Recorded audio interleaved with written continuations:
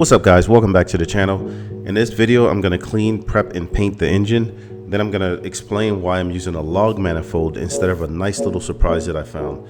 And then I'm going to get the flywheel, clutch and shift kits installed along with the accessories and get the motor put back in the car. Let's do it. Here's what your prep motor should look like. You're going to want to cover everything you don't want painted with tape.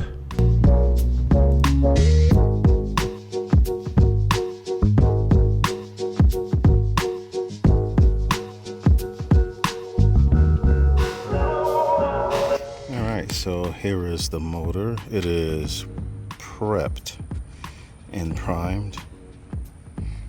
Not bad so far. Not bad so far. All right, guys. We're walking up to the motor and I decided to throw a couple coats on the valve cover. Not the greatest idea since I didn't prep it. I was gonna just leave it gray, but I decided last minute to just go ahead and paint it, throw a couple coats on. It didn't come out great. It's like still has some dirt and oil on it and it's starting to run down or whatever, but I'll take it off and prep it and paint it later.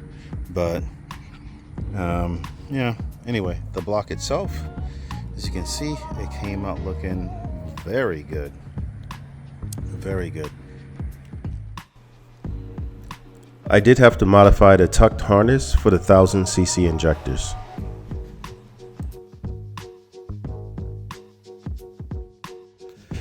Alright, so here are the bolts. The bolts for the turbo to the manifold. And the problem is, they're not really grabbing on. So these are the studs here and a nut. And they just seem to just kind of bottom out and then still move around too much. So what I'm gonna do is drill these out and tap them, and hopefully they bite. And then and I got a feeling that the way this manifold was modified, I think with this a second weld. The guy said that this was new. I bought it off of Facebook Marketplace. He said it was brand new. Somebody tried to make it a T3 T4 flange and it's not working. So the problem is the threads in here and through here, they don't perfectly line up. So it's not going completely in. So I got to drill it and then tap it and hopefully it will line up. And if it does not, this thing might be, I might have to tap it out to, right now it's M8 by 1.25.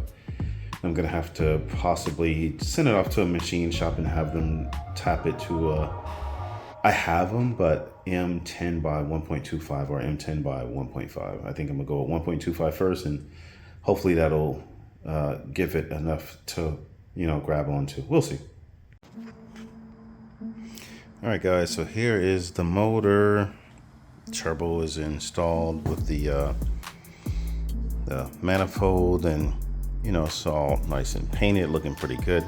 And then I just decided to drape the harness over the top.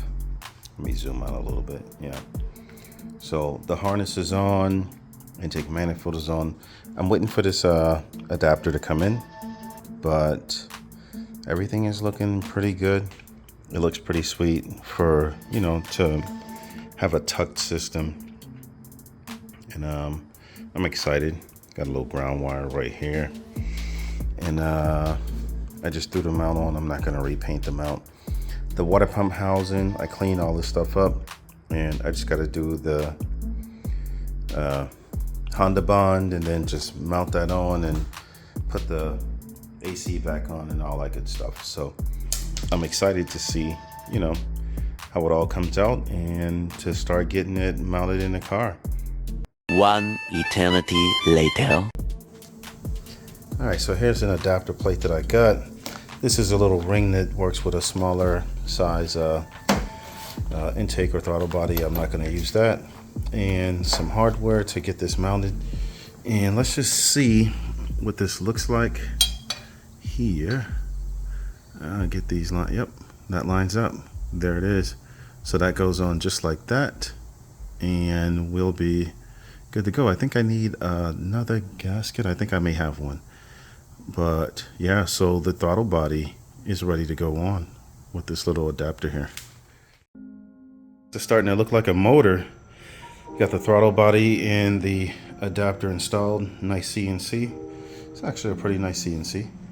The gasket is paper gasket there, and the thermal gasket here. Gets us all snugged down pretty good. And yeah, we are looking pretty good. Let me zoom out a little bit. Sheesh. Yeah, so now it's just a matter of getting the water pump housing on, and then I think I'm gonna take the intake manifolds and intake and exhaust manifolds off to be able to lift this off of here and drop it down on here. I don't have a whatchamacallit, engine stand, engine hoist, whatever. So I got to do it like just muscle. So we'll get that done, and it'll be ready to get the flywheel, clutch all mounted up, the alternator, the AC, and what else? Alternator, AC, the starter is partially mounted. I need one more bolt that goes through here, and so that's when I make the transmission up to. And then I'm waiting for detent springs and detent screw for the transmission for this little one that's deep down in there. And once that's good to go, we'll be good to go, and this will be going in the car. Like man, it feels like almost unreal that we're to this point with all the distractions I had, all of the time off that I had. It feels like this is actually coming together like fairly quickly now. All right, guys, we are about to mod this 5-speed transmission for the turbo motor. And what we have here is gear selector springs from Hybrid Racing. And we're gonna get these put on this little gear selector right here. So we'll pop this out and do that. And then we have, excuse me, some heavy duty detent springs. So I did this one before, and it did, I think it did wonders on the 6-speed transmission. Only thing is the 6-speed is hard to get in 5th. It's hard to find 5th, but whatever. This transmission should be pretty simple. So I think this is gonna be a lot better.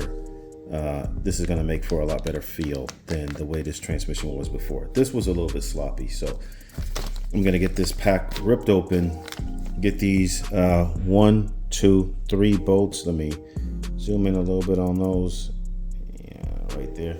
Yeah, so I'm gonna get these 3 bolts right here popped out, pull those old springs out, put these ones in, and we'll be good to go on these, and then we'll move on to the shift selector. So let's get this taken apart.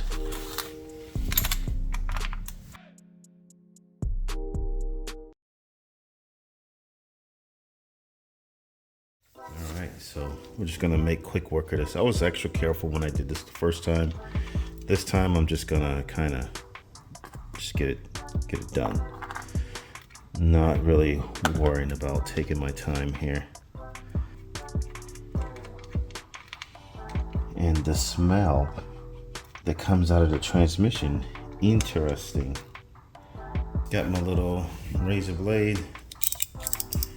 So we're just gonna cut that open, and I'm just gonna drop these springs in. I almost went to the wrong hole. 1, 2,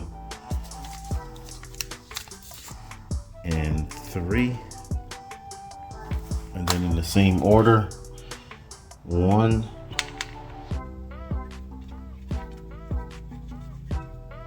2, and 3.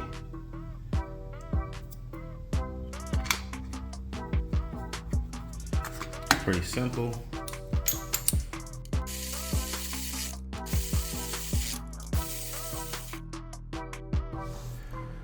Pulling the shift selector out and modding it is pretty simple and straightforward.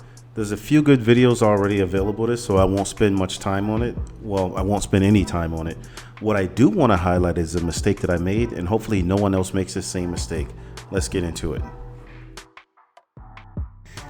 All right, so I'm not much of a teacher when it comes to K-series stuff, but I saw a question when researching my issue. Basically, the issue was I couldn't get this stuff lined up here.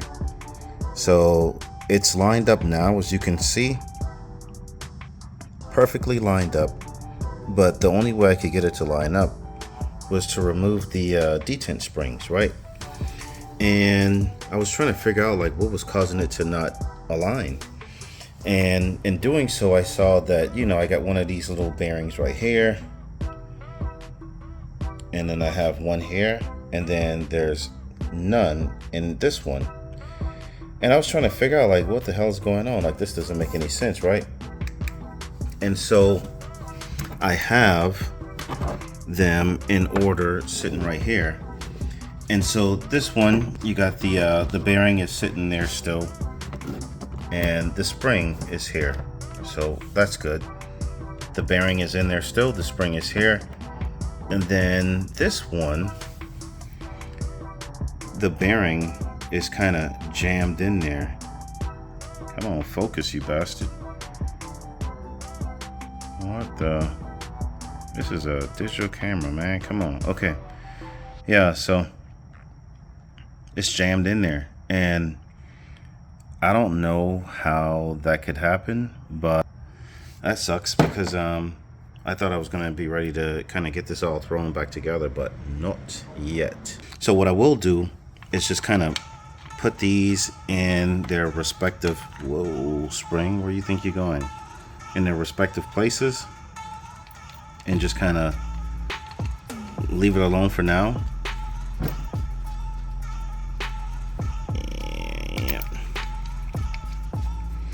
And figure out what this is, get it on order, and that way whenever I get this turbo motor set up, I have no issues. So if I remember the issue that I saw, there was a person who basically said they couldn't figure out how to get these aligned. And how can I show this? And what I think is, if you pull out the detent springs, it should allow you to kind of just move these by finger instead of them like shifting from point to point. You could just kind of get them aligned by using your fingers or whatever, and you'll be good to go. But one thing that I can say is with these springs, they're harder to move and they snap into place, and that's literally your shift feel. That's what you get with these updated hybrid racing detent springs. So take the detent springs out and you lose the shift feel, you get these aligned, and you are good to go. So yeah, teachable moment. For the turbo build, I decided to go with a competition clutch stage 3 segmented clutch with 11.5 pound flywheel. The engagement is said to be similar to stock, which is what I like and the reason why I chose it. Competition clutch says this will hold 150 pound-feet over stock, which should translate to about 350 pound-feet of torque, which will be perfect for my plans.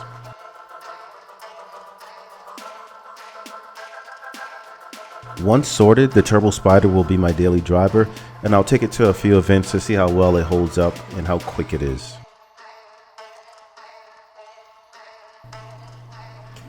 I decided to go with the ATI Super Damper on this build for the same reason I went with the map mounts and kept the stock oil pump, less NVH or noise, vibrations, and harshness. I wanted to use this to make the car as smooth as possible. When test driving the car through the neighborhood, I noticed an immediate difference. When I went back and looked at the video, it was smooth compared to the normally aspirated Spyder, which has K20 oil pump, innovative mounts, and stock crank pulley. Also, note the size difference of the two crank pulleys.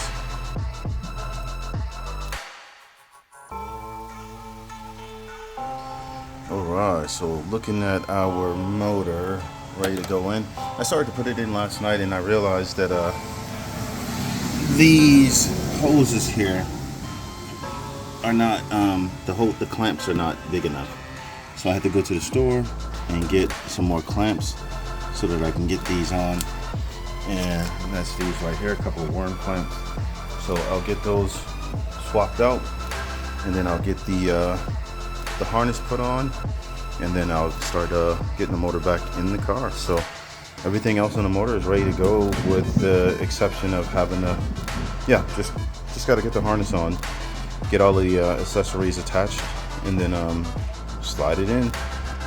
In the next video, I'll show the water to air intercooler install and some troubleshooting that it took to get the first start.